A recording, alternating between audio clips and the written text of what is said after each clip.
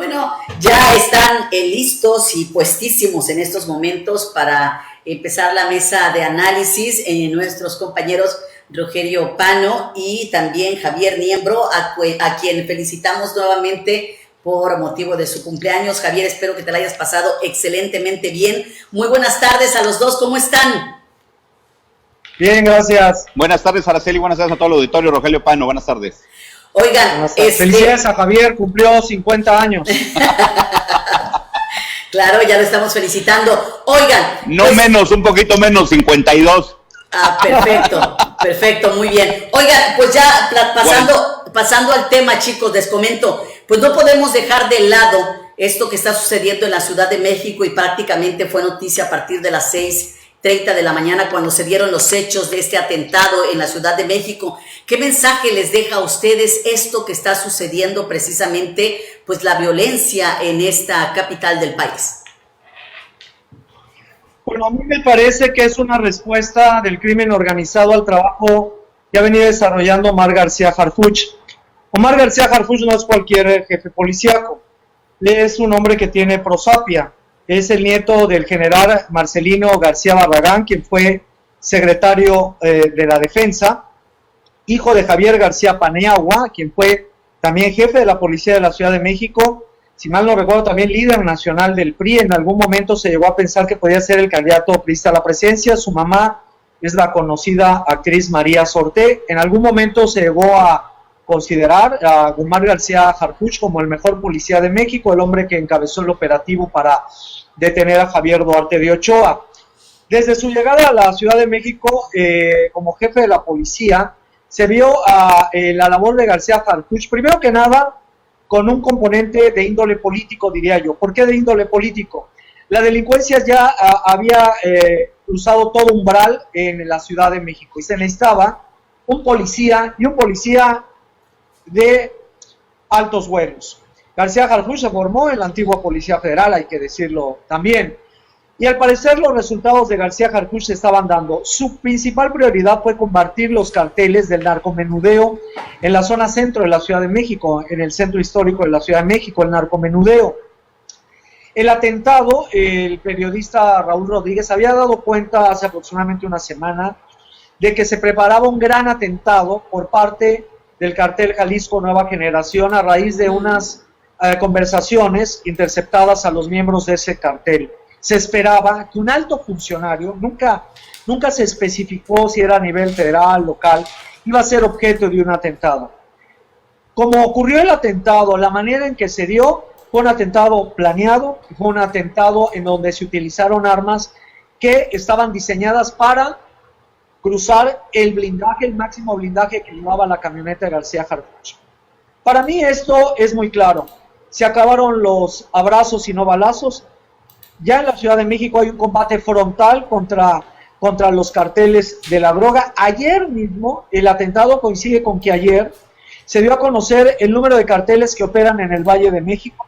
En un principio el secretario de Seguridad Ciudadana, el señor Durazo, se resistía a dar los nombres y a dar las imágenes de los líderes de estas organizaciones. Fue el presidente el que las dio a conocer, los nombres de los líderes y de las organizaciones, y menos de 24 horas después se atenta contra García Harfuch. Ha salido ya del hospital, parece ser que se está recuperando, que no está en gravedad su estado de salud, pero creo que lo que a mí me dice es que en la Ciudad de México se está combatiendo a los carteles de la droga, se está tratando de parar la violencia originada por estos carteles que operan principalmente en la zona del centro histórico de la Ciudad de México.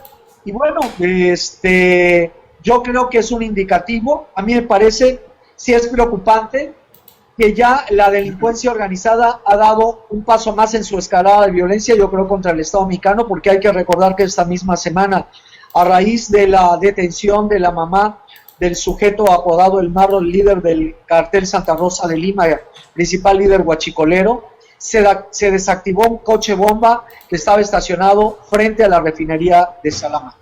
Yo creo que llegó la hora de tomar decisiones importantes, decisiones concretas. Ya se vio que hoy en la Ciudad de México la delincuencia organizada dio un paso más.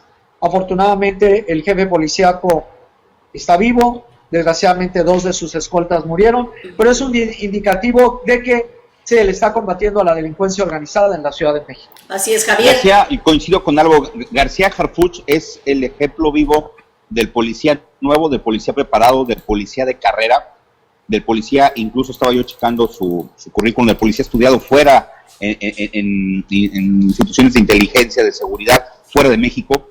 Es el vivo ejemplo de la nueva policía que aparentemente el gobierno mexicano quiere ponerla, quiere tenerla, y lamentablemente vemos hoy un atentado donde por poco, porque ese atentado hay que ponerlo en su contexto real, era matarlo, no era un aviso ni fue una situación de que fallaron, era matarlo. Realmente el señor secretario, y bendito Dios, lo que a nadie se desea, hoy está vivo de milagro, está vivo porque realmente creo que su cuerpo de seguridad, su primer círculo, hay que darle toda el reconocimiento a ese círculo, fue el que aguantó, el que resistió la embestida, no claudicar en los temas de austeridad en cuanto a la seguridad de los funcionarios, creo que queda muy claro aquel discurso del gobierno federal donde hay que quitar puertas blindadas y que nosotros estamos cerca del pueblo y a nosotros no se hace nada. Creo que hoy queda muy claro que ese discurso no cabe.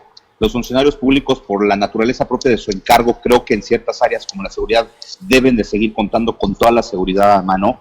No se debe de tener ningún menosprecio en cuanto a los dineros que se gastan en la seguridad de los funcionarios, porque hoy nos queda claro, sin el blindaje de esa camioneta y si su primer anillo de seguridad del señor secretario, que resistió y que entiendo hubo 2 muy lamentables bajas, creo que hoy la historia sería otra y sería muy lamentable para el Estado mexicano, para el gobierno de México, para el gobierno de la Ciudad de México. Entonces creo que coincido muy bien con Pano en el sentido de que hoy la estrategia debe de cambiar. Hoy el crimen organizado tocó la puerta del gobierno, no me atrevo, del gobierno en su conjunto, porque si bien es cierto este funcionario no es un funcionario público federal, creo que sí, por la cercanía que tiene Claudia Sheinbaum, la jefa de gobierno, con el presidente de la República, creo que es un llamado donde el gobierno hoy, creo que esa estrategia va a tener que ajustarla, ¿no? Debo imaginar todo esto. Oye, ya ves que hacer algo, una ¿sí? mención, Araceli, ¿Sí? que también nos debe quedar una lección, y decía Javier, y de manera muy certera, el nivel profesional de García Harfuch. Hay que decir que García Harfuch se capacita, se crea en la antigua Policía Federal. Es decir, el presidente siempre, la impresión que da el presidente es que toda la Policía Federal era corrupta. Y con ello, con García Harfuch, vemos que hubo elementos policíacos muy bien capacitados, muy bien entrenados, con las mejores credenciales, y que no todo era desdeñable en la Policía Federal. No, la Policía Federal, instalaciones, capacitación de policías, y creo que también nos da cuenta del nivel de capacitación que llegaron a tener los elementos de la Policía Federal, y coincido completamente con Javier. Ellos dieron un paso más. No es cualquier policía, repito, además, un hombre que se crió en la esfera del poder. Repito, nieto del general García Barragán, con contactos en el ejército mexicano cercanos. Su papá también fue militar, Javier García Paniagua. O sea, estamos hablando de un personaje con ligas en los más altos niveles de la élite político-militar de este país. Así es. Esto quedará como resultado seguramente una escalada mayor en la confrontación que ya está abierta entre el Estado mexicano y el Cartel Jalisco Nueva Generación. Hay que recordar que hace apenas unos días se bloquearon más de 1,500 cuentas ligadas al Cartel Jalisco Nueva Generación. Y ahora que el señor López Obrador, nuestro presidente, va a ir a Washington a entrevistarse con el presidente Donald Trump, seguramente, aparte de las cuestiones del Tratado de Libre Comercio, habrá alguna conversación relativa al embate de las organizaciones criminales, en especial el Cartel Jalisco Nueva Generación, contra el Estado mexicano. Dice Durazo que es un atentado contra el Estado de Derecho. Yo creo que el atentar contra un personaje de ese calibre, con cercanías a la élite político-militar de este país, y que además que es jefe de la policía de la capital del país, es cruzar un umbral y hoy la delincuencia organizada lo cruzó. Así es, no, sobre todo, Rogelio, lo que estás comentando, debo imaginar que a partir de este momento ya deberían o deben de estar previendo unas medidas definitivamente más fuertes para la seguridad tanto del presidente como de todas las personas que están involucradas en lo que es la seguridad de nuestro país, porque aquí incluso en el estado de Veracruz estamos viendo también a cuántos jefes policíacos, no les han quitado también la vida o han atentado en contra de ellos. Entonces, yo creo que ya es una batalla un tanto fuerte en donde debe haber ya mayor cordura para implementar medidas de seguridad mucho más fuertes alrededor de lo que es el propio presidente y de las personas que le rodean, ¿no? Yo creo que se ha abusado un poco en esa certeza. Había ahí un video de cuando Claudia Sheinbaum, la jefa de la Ciudad de México, la jefa de gobierno, entra a sus oficinas por primera vez y hace una crítica y pone un video, pone a que la graben. Y hace una crítica se burla de unas puertas blindadas, unas ventanas blindadas que encuentra ella por primera vez al entrar a la oficina de la jefa de gobierno. Y ella pone un video ahí y se burla y dice que va a quitar esas puertas blindadas y que las va a mandar, y si no me recuerdo las palabras vagamente, dice, las va a mandar con el avión presidencial para rifarlas o a ver a quién se las doy. Porque a nosotros sí nos quiere el pueblo, porque a nosotros no nos hacen nada, porque nosotros vamos a estar cerca del pueblo. Haciendo un alarde de ese discurso de la cercanía popular, que si bien es cierto era real en ese momento porque acaban de ganar una elección y estaban muy crecidos, la 4T en su conjunto, creo que hoy nos deja claro que los funcionarios deben ser muy cautos de hoy en adelante y desde tiempo atrás en los comentarios que hagan. Si bien es cierto, son puestos en esos cargos por la decisión de las mayorías, creo que hay algunas minorías muy violentas y que esas minorías les pueden hacer mucho daño. No porque a ellos los vote la mayoría de la gente, deben de bajar la guardia a ellos en temas muy sensibles como es su propia seguridad, ¿no? Y creo que hacer alarde de burlarse de temas de seguridad, de puertas blindadas, de vehículos blindados, de quitar el Estado Mayor Presidencial y todas esas cosas, con ese discurso popular de que de nosotros no nos van a hacer nada porque nosotros sí somos los buenos, creo que hoy queda de manifiesto que está por demás y ese discurso hay que abandonarlo y hay que ponerse a trabajar en la seguridad de este país, ¿no? Porque yo nada más pienso, ahora y dejo el comentario en la mesa, ¿no? Imagínense que esto hubiera pasado a algún otro funcionario que no sea de la seguridad pública, que no traiga una camioneta blindada, que no traiga un anillo de seguridad profesional como traía el secretario Harfuch, pues estaríamos hablando de una desgracia ahorita, ¿no? Para el gobierno en su conjunto. Así es, Javier. Yo quiero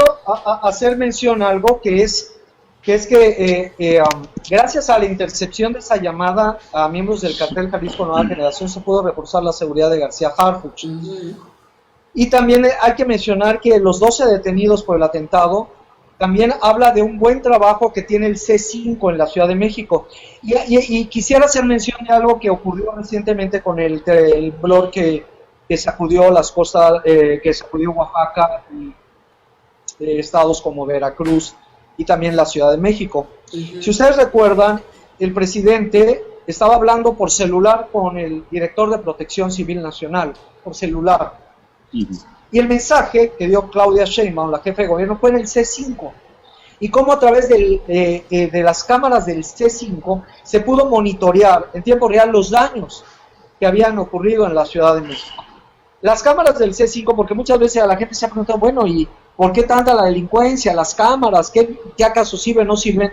Bueno, gracias a las cámaras del C5 se han podido detener hasta el momento a 12 personas relacionadas con el atentado a Omar García Harfuch. ¿Qué quiero decir con ello? Que no hay mejor inversión que la inversión en seguridad, cámaras, capacitación de policías, tecnología, que es algo que se había desdeñado al principio. Tecnología. Hoy, gracias a la tecnología, se ha podido establecer los autores del atentado, se ha podido detener a 12 personas y gracias a la tecnología, milagrosamente salvó la vida el secretario de Seguridad de la Ciudad de México. No hay mejor inversión que invertir en seguridad y creo que esto es un antes y un después en la narrativa, en la acción y en el discurso que se va a tener por parte de las autoridades de la Cuarta Transformación.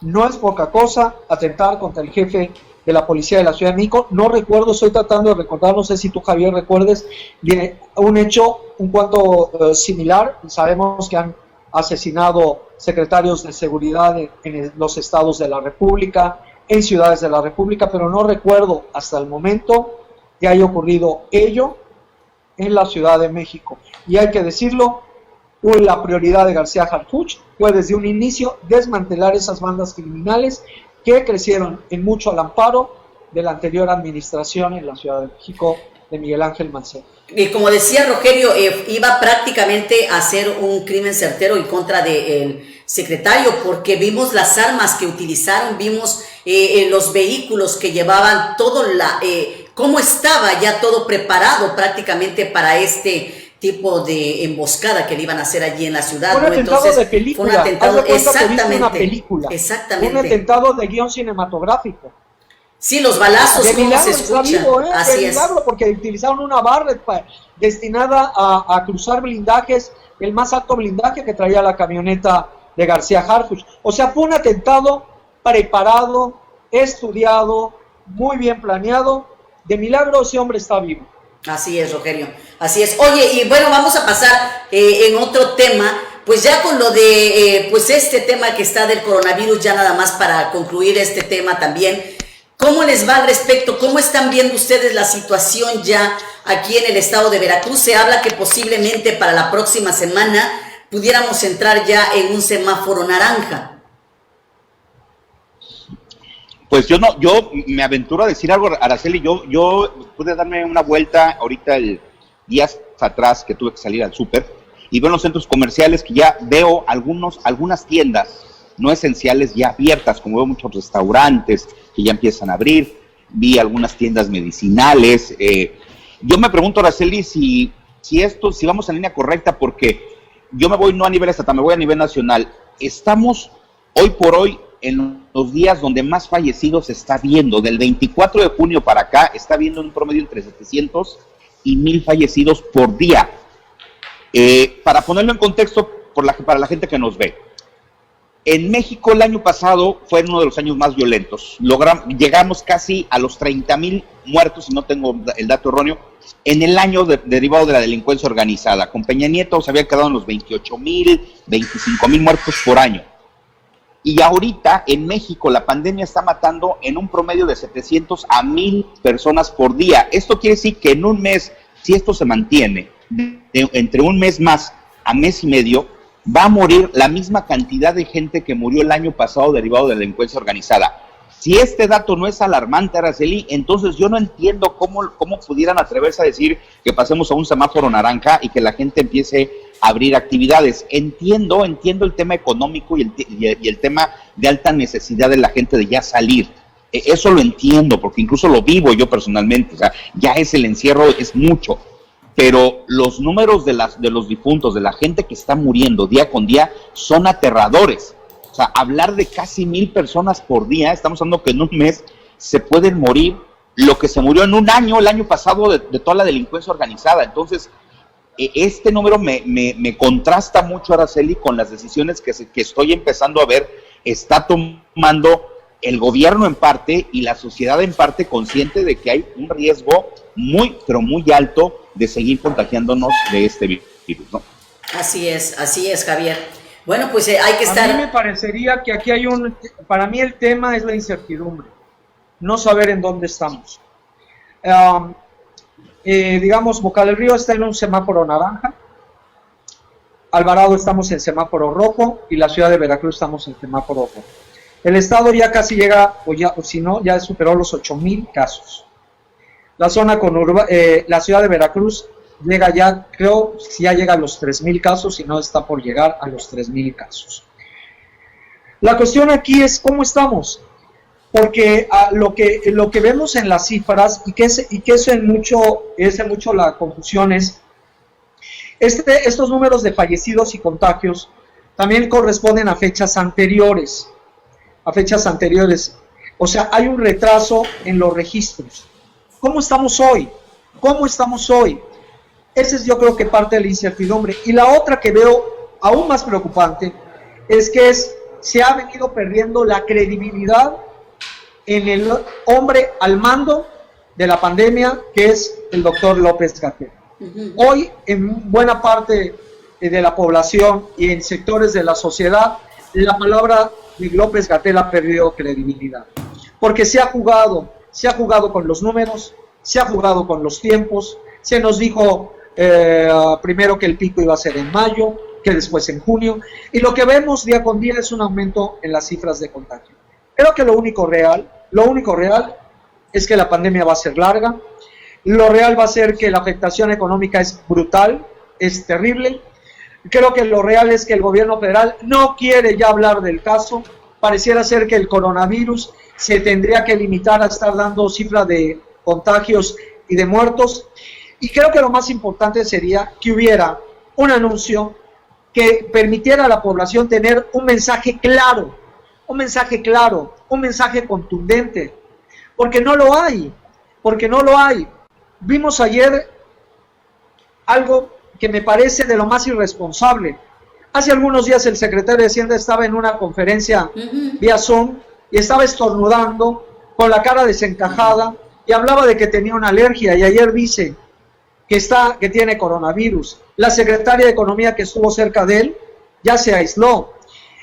Y me parece que la narrativa del gobierno federal es dejar a un lado el coronavirus. Hay que hablar de las elecciones que van a ser dentro de un año, hay que hablar de la visita con Donald Trump, hay que hablar, ahora se va a hablar seguramente de cuestiones de seguridad, del atentado de García Harfuch, y parece ser que es bajar el nivel de la conversación acerca del coronavirus.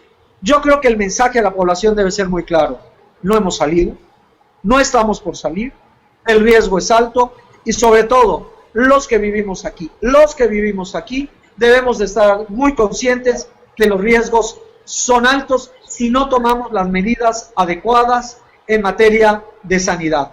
Eso es lo real. ¿Cuándo va a acabar la pandemia? Si ya estamos en el pico, no. Cada uno trae su estadística. De Harvard nos llegan unos estudios, de la UNAM nos llegan otros estudios, Gatell dice otro, y lo único que yo creo que ya una parte de la ciudad dijo, bueno, como nos vamos a infectar, pues más vale que mejor salgamos a trabajar. Y me parece que estamos tomando muchos riesgos, y ojalá no tengamos una situación aún más grave de lo que ya tenemos. Y yo les preguntaría, ¿sería necesario cambiar al hombre que está al mando de la pandemia? ¿Sería necesario anunciar nuevas medidas? Ahí la dejo. Así es, Rogelio. Pues muchas gracias, Javier, para concluir. Nada, Araceli, estar muy pendientes en los temas que se vienen en la agenda para la siguiente semana. A nivel estatal, creo que se dieron algunas buenas situaciones. Las alianzas que está haciendo Morena con el Partido Verde no hay que perderlas de vista. Va bien una reacción por parte del PRI, del PAN y de partidos políticos aliados para esa situación. Se empieza a calentar ya el tema de las candidaturas. Recordemos que para finales de año tienen que empezar a saber ya las definiciones de las candidaturas. Entonces creo que la agenda de la siguiente semana va a estar, por lo menos en lo local, bastante interesante. La reforma electoral, que se agarraron por ahí a trompados con el gobernador, con espectaculares en la vía pública en Jalapa, criticándole a algunos la reforma electoral. Vino luego la respuesta de ellos, donde la reforma electoral va porque le quitan el 50% de dinero a los partidos políticos en Veracruz, cosa que creo que nadie está en desacuerdo. Sin embargo, bueno, la oposición pues está llorando, ¿no? Entonces creo que temas interesantes a nivel local, Araceli, y a nivel nacional pues seguir estando al tanto del coronavirus y ver los temas que el señor presidente ponga en la mesa, ¿no? Así es. Oye, Javier, ¿y qué te parecen los nuevos partidos de expriistas y de una expanista? Fíjate que yo te hago el comentario rápido. Yo creo que esos pequeños partidos nada más van a venir a pulverizar una posible oposición fuerte hacia el gobierno en turno. Entonces yo creo que el gobierno en turno los está... la estrategia es muy buena de ellos, los está ayudando. Entre más partidos políticos haya es mejor, porque las minorías las divides, ¿no? Entonces a ningún gobierno en turno le gusta una posición sólida, fuerte y unida. Eso es muy peligroso. Entonces, mientras haya más partidos políticos para el gobierno en turno y para el partido político en turno, es mejor. Es una estrategia de guerra electoral muy buena. Y además están cayendo actores políticos ya conocidos, relevantes en ella. Yo no sé si están ayudándole al gobierno en turno a mantener el poder y que Morena siga los próximos 12, 18 años en el gobierno, porque el hecho de estar ayudando a la creación de todos los partidos políticos es pulverizar al enemigo. Va a tener el gobierno en turno 10 enemigos pequeños, chiquitos. Entonces yo no le veo la posibilidad de que le hagan algo al gobierno en turno. Es más, a mí me llama la atención ver las posibles alianzas que se vienen entre los grandes partidos, como se ha hablado de la posible alianza entre PAN y PRI, porque sí eso te hace pensar que entonces en una elección muy cerrada el año que entra pudiera haber nada más 2 contrincantes fuertes, que ahí se pone interesante la lucha electoral.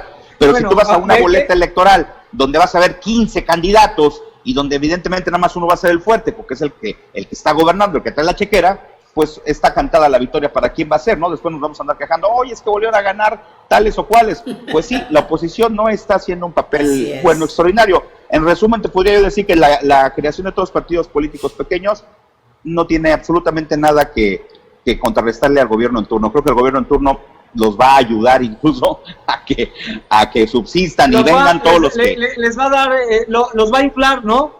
Así es.